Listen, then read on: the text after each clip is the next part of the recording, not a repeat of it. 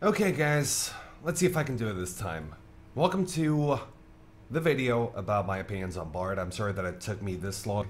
I've been at the office trying to get this ready for like 2 hours now, but the day I actually get to the office early enough to actually go for a video and then start the stream, my neighbors decide to have a drill the frickin' walls party, which is absolutely amazing. But anyway, this video is going to be about my opinion on Bard. I feel like I have a different perspective than most people do, so that's kind of what I'm going to be sharing with you guys. If you guys want to see me play Bard, you can either watch the video that I'm watching right now, actually, on my YouTube channel, or you can just tune into the stream, because I actually play Bard quite a bit.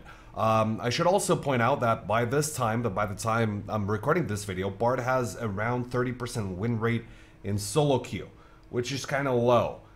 But my opinion is, it is by no means because the champion is weak. My opinion is that Bard is simply not a good solo queue champion. It is, I do believe it has a lot of potential for competitive play though. But allow me to explain what the hell I'm talking about. So in case you still haven't checked out Bard's abilities, you can go to Surrender 20, League Wikipedia, something like that, and you can check his skills. What I'm going to be telling you though is that every single one of his skills is coordination based and communication based. So in case you don't know, the whole passive is pretty much like it influences you to roam, and when you're roaming, if you're not duo queuing or coordinating stuff with your teammates, your roams aren't going to be as successful as they could be. Now, given that Bard does not have a reliable CC, your roams aren't going to be that effectively if you're looking for kills or assists, but you will have the utility of the heals, movement speed, and all that jazz, even if you roam. So it's kind of a different style of roaming. Now, as for the Q, it is not a reliable CC. It is something that you can use against, as you may have seen just now, Shaco boxes, Shaco clones. There's a lot you can use your Q on, but it is not that reliable. It's definitely not like any stun, which is one of her main strengths, if you ask me, for solo queue, the reliability of the CC. Now, when you're talking about Bard, to use the Q properly, you need either people to position against the wall, you need to fight in, well, you need to team fight, because when you're team fighting, people will actually group up. You need to peel, so you can use that for peeling, and you can use that for a lot of different purposes. Now, the Q doesn't have a great AP scaling, so you're not going to be using it to deal a lot of damage. If you want to deal damage with Bard, the best way to go is to actually roam and get your meeps and get your chimes, so your meeps actually become stronger. Other than that, you're not going to have that much damage, which is one of the reasons why I don't think he's that great for solo queue. Now, the Q is the skill in his kit that has the most potential for solo queue, in my opinion.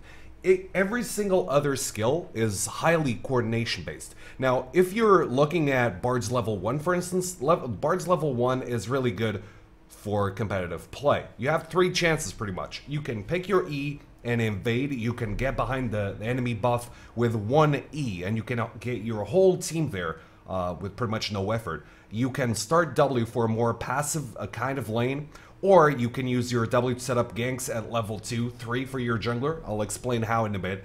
Or you can even get your Q if you're expecting to get invaded. Now, there's a lot of potential there, but once again, level 1 is mostly team-based. It's mostly coordination-based. Level 1s aren't great in solo queue, but they are fairly important in a competitive match. Now, if you're talking about the W, there's a lot of potential here. So what I've been doing is, you can, let's say, put 3 shrines with your jungler if he struggles in the early game. You can give your jungler two shrines and leave the 1 shrine for the mid laner or the top laner, depending on how tough the matchup is. You can leave the shrines in specific spots, so your jungler actually walks through them, gets movement speed, and actually gets a gank a little bit easier. So imagine the following.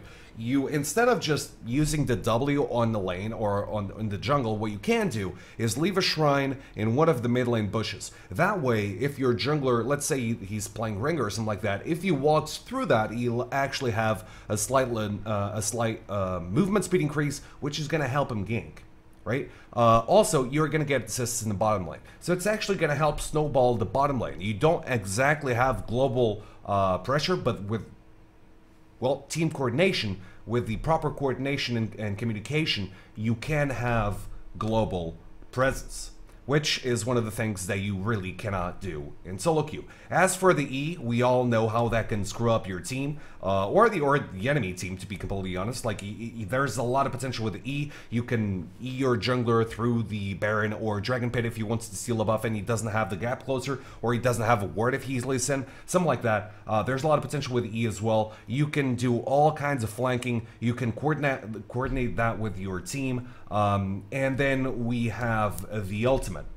Now, there's a lot that can go wrong with the ultimate. There's one point in this game where I actually use my my tunnel to get out of harm's way, and two of my enemies actually follow me through it. Now, this Cassiopeia is actually winning on the other side, and my idea was to actually use the ult so Cassiopeia could place herself properly, or could position so she could hit the ult on every single champion. However, as soon as I use the ultimate, she actually uses hers, so I kind of give zonies to the enemy team. Was it wrong? Not really, but it's poorly communicated. It's miscommunicated. It's mistimed. Everything falls pretty much to the ground. I had with this other situation where I was playing Science up. I was the enemy team was actually carrying Baron. They were all inside the Baron pit, so I flank around. I tried to close down the Baron exit by using my Q, ultimate, whatever. At the exact time, Sejuani actually dashes over the wall with Orianna's ball on top of her, so we could all use our ults together, and that would be the ace. However, Bard pretty much thought the same way I did in this game. He decided to ult the entire enemy team for them to stay still so he could position and land our ultimates effectively. However, since we were not expecting that, what happens is the enemy team ends up dodging Sejuani's ultimate and Orianna's ultimate altogether, giving them the fight and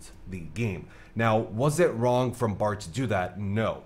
But what I recommend you do if you want to head over to solo queue and play Bard is you need to be specific about how you're going to use your team, your ultimates, and you need to let your team know how you're going to be playing, your playstyle, and your how you're going to be placing the ultimates. If you want to focus the backline, so be it. Just let them know that you're going to be facing the backline. It's not cool having a Nocturne who's just going to jump on the backline only to get there and notice that Bard placed his ultimate on top of everyone. You know, it's a waste of time. It actually protects the enemy team, so you need to be specific about that so everyone's on the same page. Now, as for competitive play, as I told you guys, level 1 is ridiculously cool. If you want to roam, you can just leave the shrines in the bottom lane for your AD carry to stay a little bit safe, and you can roam. You can have a lot of presence throughout the map. You can leave the shrines for your jungler to speed up. You can have so much presence in the game. There's so much potential. Even with rotations, they're gonna, like, your tunnels allow you to move from one spot to another so fast, it's gonna be really hard for any team